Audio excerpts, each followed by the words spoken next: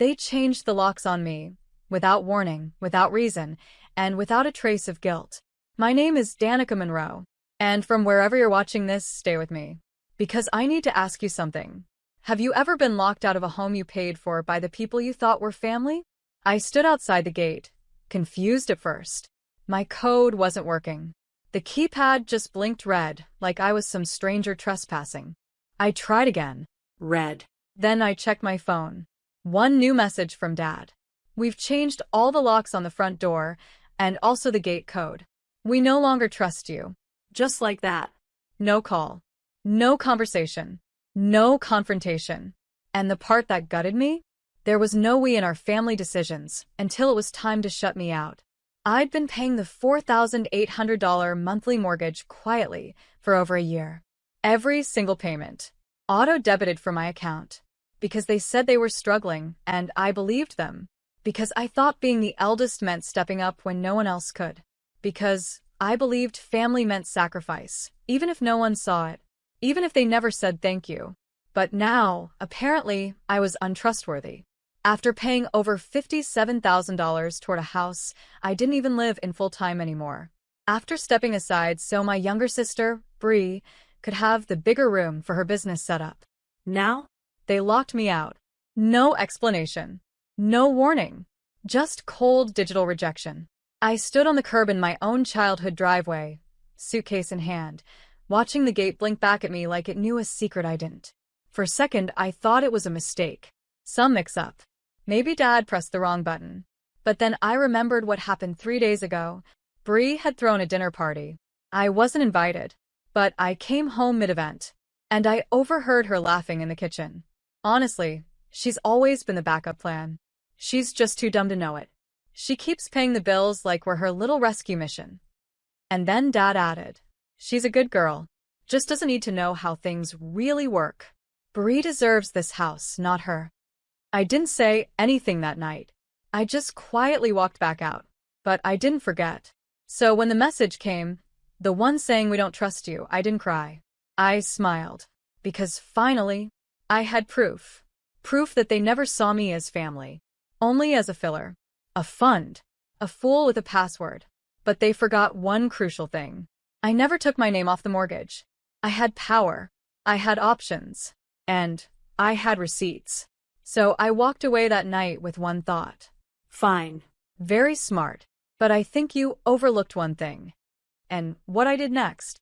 Let's just say it made their lawyer write the words. We have a problem. Call immediately. But I never did. Because by then, it was already too late. My earliest memory of family was not warmth. It was duty. Not love. Not closeness. But responsibility dressed up as affection. I was the oldest daughter. The good one. The one who understood when Christmas presents were uneven. The one who knew better when Bree threw tantrums and still got her way. Mom used to tell me, you're stronger than her. She needs more attention. You're mature. That sounded like a compliment, until I realized it was just a lifetime pass for everyone to neglect me. When Bree got into trouble, I was the one who covered. When Bree forgot homework, I stayed up all night helping. When Bree wanted a prom dress we couldn't afford, I gave up my savings. And when Bree flunked out of her 3rd college course, guess who was asked to move back home to help stabilize the household? Me. Not because I failed, but because I succeeded too quietly. I landed a remote tech job straight out of college. Good pay, benefits, freedom. So, naturally, I was the one they leaned on when bills piled up. Just until things calmed down, Dad said. You can work from anywhere, Mom added. Bree's trying to launch her business, they pleaded. And I agreed. Because that's what good daughters do. We give. We stretch. We self-erode until our absence is more shocking than our silence. I moved back in. Took the smallest room. Paid for the internet upgrade. Took over the electric bill. And eventually the mortgage. At first it was temporary. Then it became monthly. $4,800 every single month. My name on the paperwork. My income on the line. Why? Because my parents' credit was too low. Because Bree's income was inconsistent. Because I was responsible. And because part of me still believed that if I gave enough, they'd finally see me. But the truth? They saw me. They just never valued me. I remember once asking Mom, what happens if I stop paying the mortgage? She didn't flinch. Then we lose the house. Bree would have to give up everything. Not we'd lose it. Not you would be burdened. But Bree. Because somehow, my success always belonged to the family. But my struggle?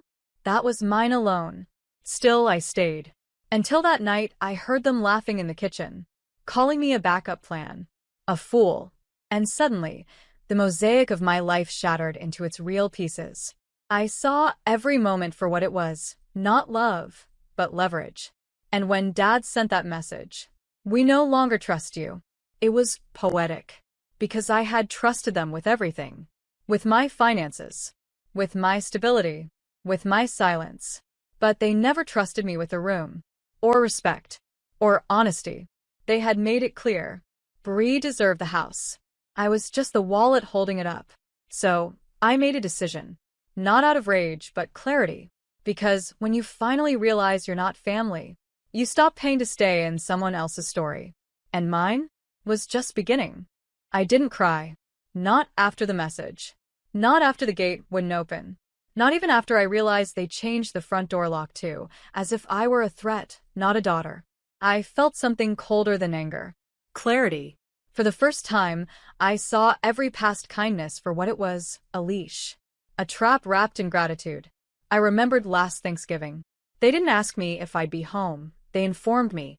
Mom sent a list of groceries to pick up. Dad reminded me which chairs needed fixing.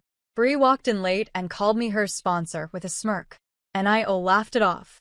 Because that's what I was trained to do. Absorb their selfishness and translate it as love. But something shifted after the lockout. I started replaying the past, not through the lens of duty, but deception. And I started to notice the paper trail. See, I'm not just the eldest daughter. I'm also the one who reads the fine print. When I co-signed the mortgage, I made sure my name was there. Not because I didn't trust them, but because I wanted security. Turns out it was salvation. Because while they laughed at me in the kitchen, while they mocked my sacrifices behind my back, the house still bore my name. That meant I had power. Real power. So I got quiet. And I got strategic. I stopped the autopay. Waited 2 days. Dad called, furious. I let it ring. Then came an email from the loan servicer. Your mortgage payment for this month has not been received. That's when I knew they hadn't noticed yet. They were still riding on my silence, assuming I'd keep paying no matter how they treated me. That's the thing about manipulators. They mistake endurance for weakness. But when the switch flips, they're always unprepared. I started collecting everything. Every message. Every voicemail. Every "we don't trust you" line they threw my way. I documented years of payments. All the bank transfers. Screenshots. Statements. And then I went one step further. I reached out to the loan officer. Quietly. Professionally. I asked about my options, about withdrawing as a financial guarantor, about halting payments, about alerting the credit bureau if needed. He was shocked. You've been paying this solo for over a year? Yes, I said. And I just got locked out of the house I've been funding. Silence. Then, you may want to contact legal counsel. But I didn't need to. Because I knew what I was going to do next. Not a lawsuit. Not public drama. Something simpler. More devastating. I was going to let consequences do what I never could. Speak louder than their excuses. I canceled all future payments. Set up notifications in case they tried to reactivate anything. And I waited. 2 days later. Email from their lawyer. We have a problem. Please call immediately. I didn't. Because this wasn't just revenge. This was recognition. That I had always been the scaffolding holding up a family who swore I was invisible. Now? Let's see what happens when the scaffolding walks away. I didn't rage. I didn't post. I didn't even respond to the lawyer. Because when someone locks you out of a house you've been paying for, you don't knock on the door again. You walk away and take the roof with you. I had the power. They just hadn't figured it out yet. They thought the mortgage was some invisible faucet that just kept flowing. They didn't realize that faucet had a name, mine. And now? It was off. I watched as emails rolled in. Missed calls. Urgent subject lines. Texts from unknown numbers trying to sound neutral. Even Bree sent a message. Hey, not sure what's going on with the payments. Mom and Dad are kind of freaking out. Can we talk? The audacity. No apology. No acknowledgement of locking me out. Just panic. I ignored it. Instead, I cleaned up everything. I opened a new bank account, rerouted all my payroll deposits, closed any joint utilities, pulled my name from the household insurance. It was strange how liberating it felt to untangle yourself from a trap disguised as family. I moved into a short-term rental across town. It wasn't glamorous, tiny kitchen, secondhand furniture, but it was mine. The first night there, I made ramen on the stove and sat on the floor, barefoot, with the window open. The air felt honest. The silence didn't hurt. I finally slept. And the next morning, I started rebuilding. But not just my life, my records. I printed every receipt from the past year. Filed it. Made copies. Then I wrote a letter. Not out of emotion. Out of precision. To whom it may concern. Effective immediately, I am no longer financially responsible for the property located at address. As of date, all payments were terminated. Please contact the other cohabitants listed on the property title for future correspondence. Sincerely, Danica Monroe. It was clean, professional, non-negotiable. I sent it to the mortgage company, to the lawyer, and just for fun, to my parents' shared email address. No subject line, no greeting, just clarity. A day later, I got a text from Dad. So this is how you handle family now. I didn't reply. But if I did, it would have been simple. No. This is how I handle people who lock me out of a house I pay for. They try to play chess with someone who built the board. They thought silence meant surrender. But really it was strategy. Let them talk. Let them spin. Me? I was working. That week, I met with a financial advisor. Started planning for a down payment on a place that wouldn't ghost me for Christmas. That wouldn't assign me a role I never auditioned for. One where I wasn't backup. Wasn't the wallet. Wasn't their plan B. I was done being quiet. But I didn't need noise. Just motion. Because they hadn't just lost a mortgage payment. They lost me. And they were about to learn what life looks like. When the one who held the foundation finally walks away. 3 weeks. That's how long it took for the cracks to show. The first domino? A notice of mortgage delinquency nailed to their front door. Then the letters came, red, bold, unforgiving. Second notice. Final warning. Default risk. Urgent response required. They started calling again. Mom tried first, voice trembling, false cheer in her tone. Sweetheart, I think there's been a mix-up with the payments. We just need a little clarification. I didn't answer. Then came Dad, the man who once told me I wasn't trustworthy. Be reasonable. You're acting emotional. This affects all of us. Emotional? No, Dad. I was exact. They didn't expect me to walk. Because they never imagined I could stand without them. But I'd been walking alone for years. They just never noticed.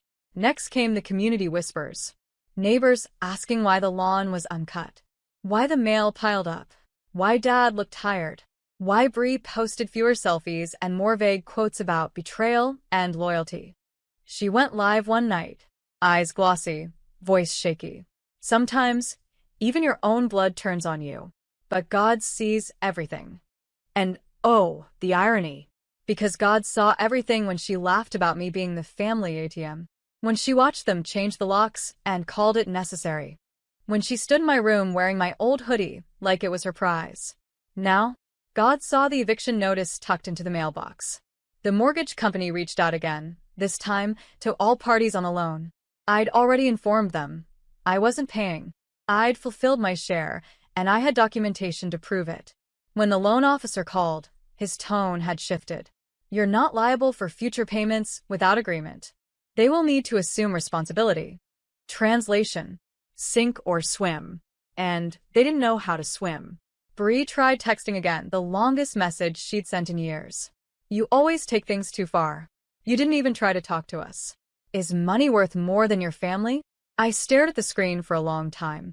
Then I typed back one line. Is family worth more than respect? And hit send. That was the last time I responded. Because I wasn't interested in fixing what they broke with bare hands and smirks. They asked for independence when they changed the locks. I gave it to them with interest. Now they were drowning in bills, and I was out in the clear. I still got updates. People love to gossip when the perfect family starts falling apart. Turns out, Bree's online business wasn't real income, just dropshipping scams and filters. Mom's medical credit card had maxed out. Dad tried to apply for a refinance but couldn't. Too much debt. All the things I used to fix behind the scenes, they were now front-page chaos.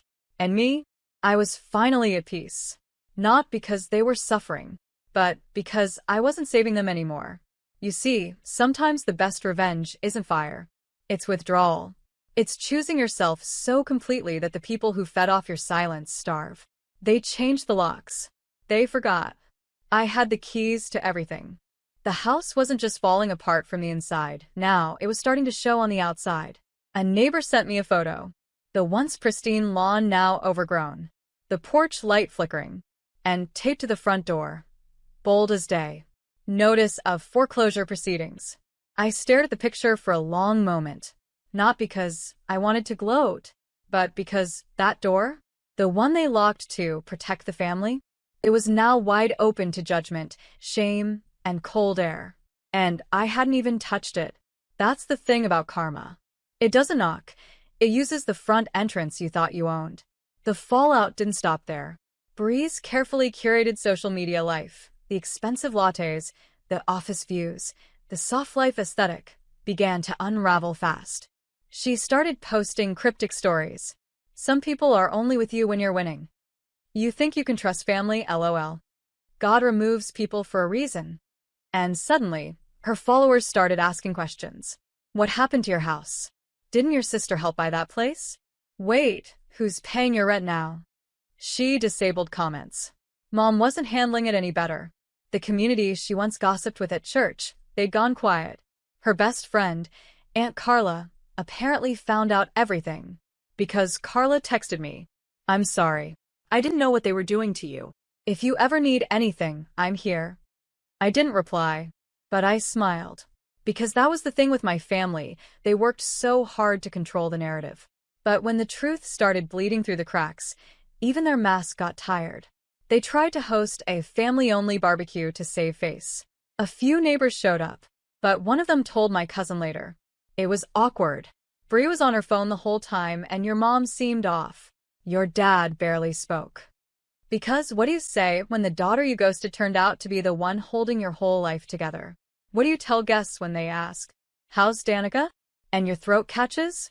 The irony was unbearable. They spent years making me feel like I didn't belong.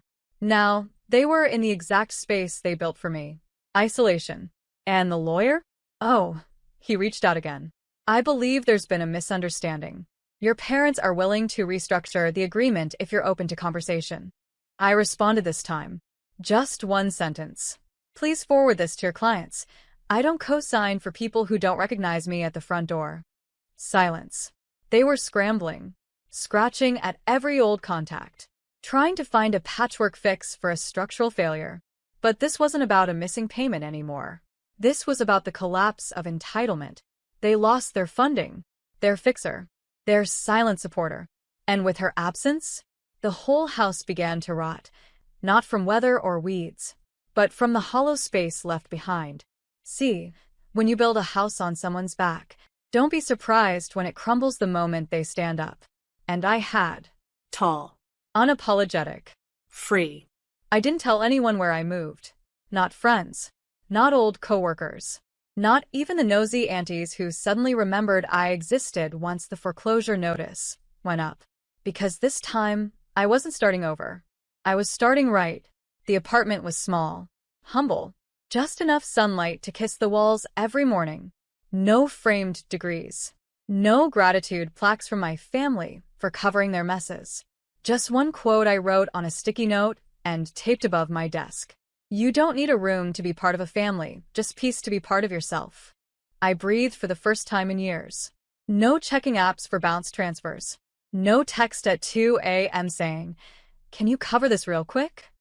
No guilt-drenched requests disguised as love. Just silence. The healing kind. And slowly, I poured myself into something that had always waited on the back burner. Me. I registered my own LLC, a remote support firm for small businesses. Used the same skills I once used to stabilize my parents' sinking ship. Only now I built my own boat. Clients came in steadily, then rapidly.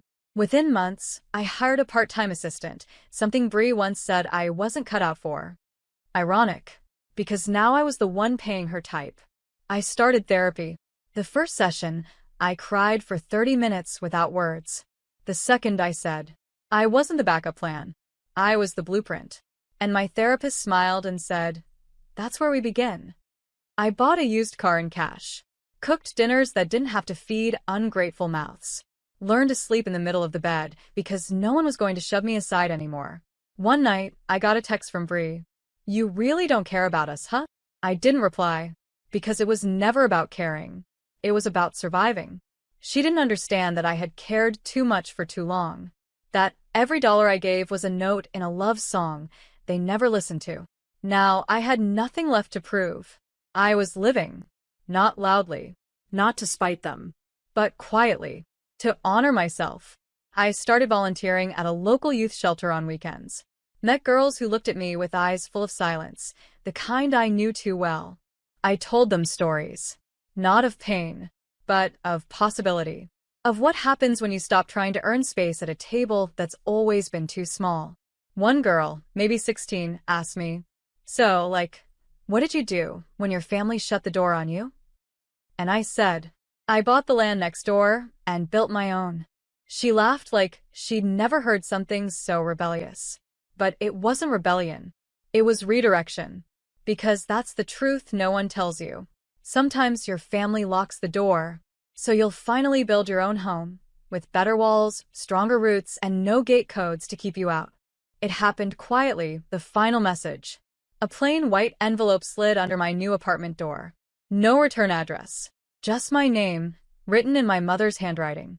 Inside, a folded letter, brittle at the edges. And a photo of us. Years ago. Before the locks. Before the silence. Her words were careful. "We made mistakes. We panicked.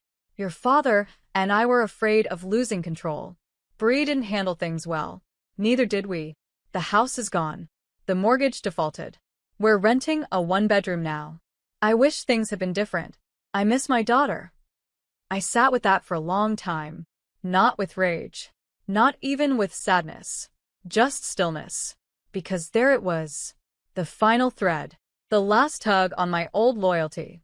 The part of me that once would have packed a bag, driven over, and handed them forgiveness like it was something they'd earned.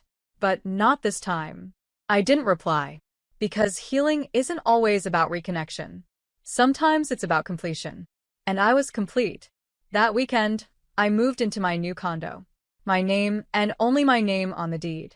2 bedrooms. Warm lighting. A balcony just big enough for a morning coffee and a dream. I decorated slowly. Framed art from local women creators. Lit candles that smelled like hope. Hung a mirror in the entryway with a gold frame. The first thing guests would see. My space. My light. My reflection. I hosted a dinner the following month. 5 friends, people who became family, without bloodlines or obligations. One of them raised a glass and said, "To Danica, for proving you don't need a key to find your place in the world." We clinked glasses.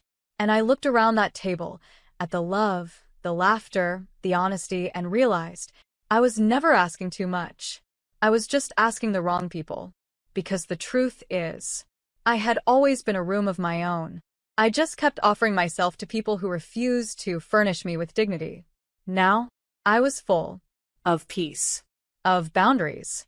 Of belonging. Sometimes, the greatest revenge isn't taking back what they stole. It's showing up in the life they swore you'd never have. And living it well. It's waking up in a place where no one calls you a burden. Where no one shrinks your presence to make room for their pride. Where no one changes locks because they know you hold the deeds. It's realizing you were never too much. They were just never enough to keep you. As I stood on my balcony that night, wind brushing my hair, I whispered to the sky, "Not my house." But then I smiled and said out loud, "This one? This one's all mine."